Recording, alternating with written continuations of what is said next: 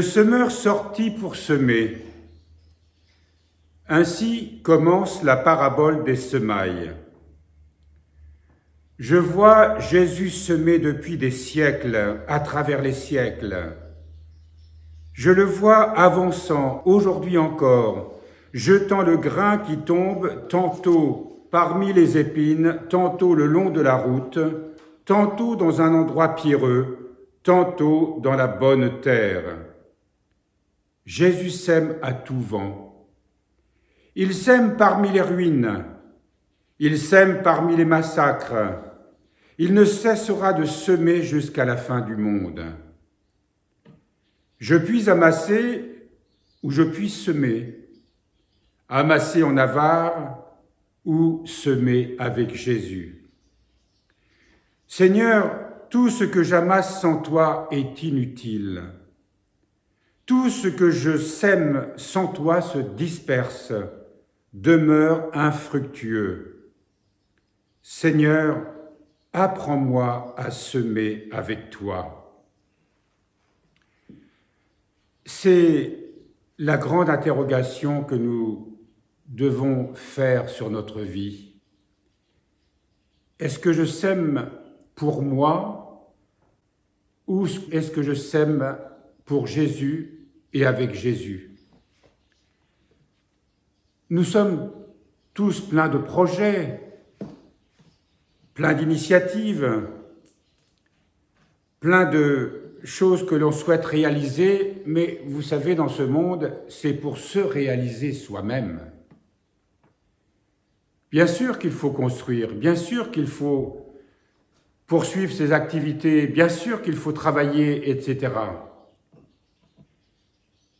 Mais tout dépend de quelle manière on le fait. Est-ce que je le fais en avare, c'est-à-dire pas seulement pour amasser des richesses, bien que c'est souvent le sens même de ce que cette civilisation nous enseigne, mais est-ce que je veux faire les choses pour moi ou est-ce que je le fais dans quelque chose de plus large?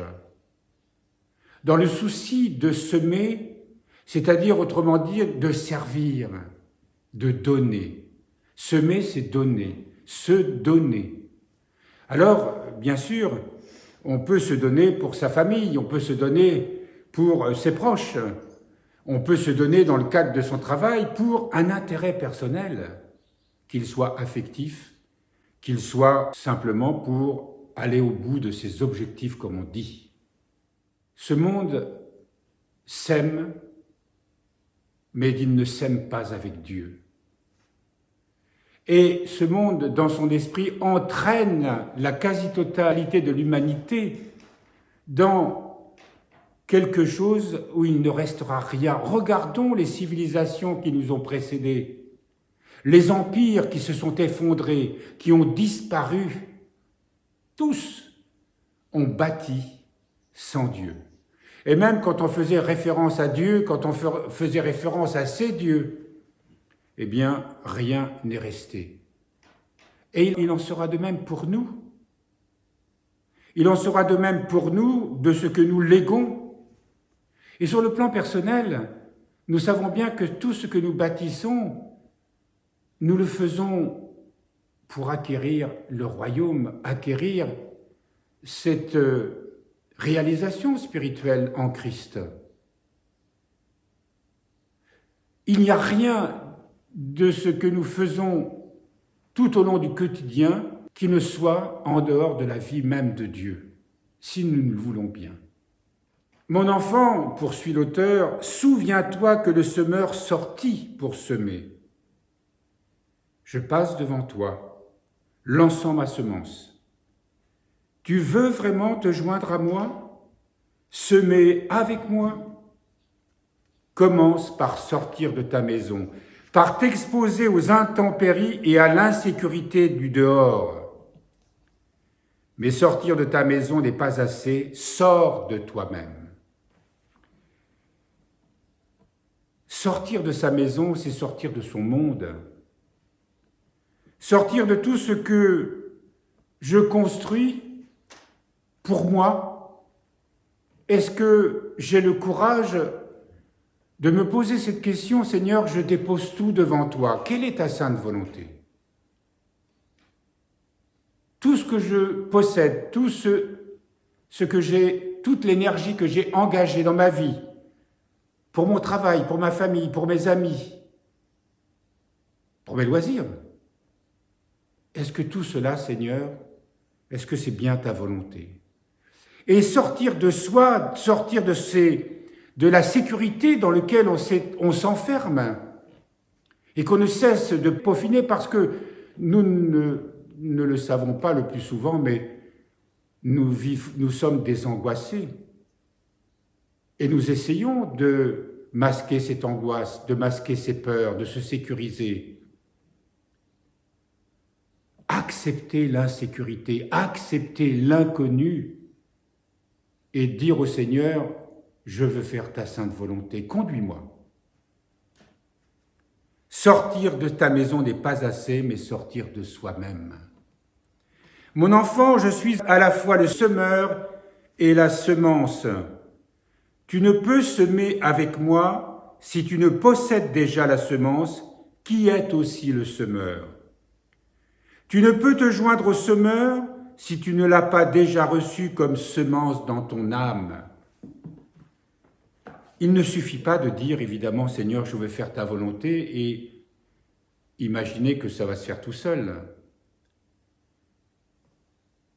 Sortir de sa vie pour recevoir la vie divine, qui est celle que le Christ nous offre. Lui qui a payé la dette de toute l'humanité, qui a réconcilié le ciel et la terre, qui a réconcilié l'homme avec Dieu, et l'ensemble même de la création à travers l'homme avec Dieu.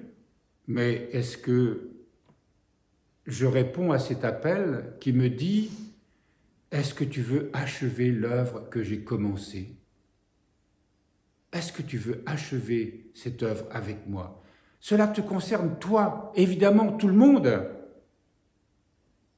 Mais aujourd'hui, je te parle à toi. Est-ce que tu entends mon appel?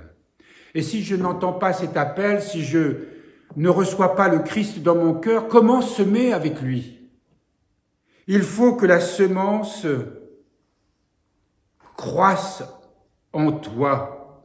Il faut que le semeur grandisse en toi jusqu'à ce qu'il ait empli tout ton espace et t'ait poussé au dehors de ton petit monde, de ta petite vie. Alors tu viendras semer avec moi. Nous sommes appelés à être des semeurs.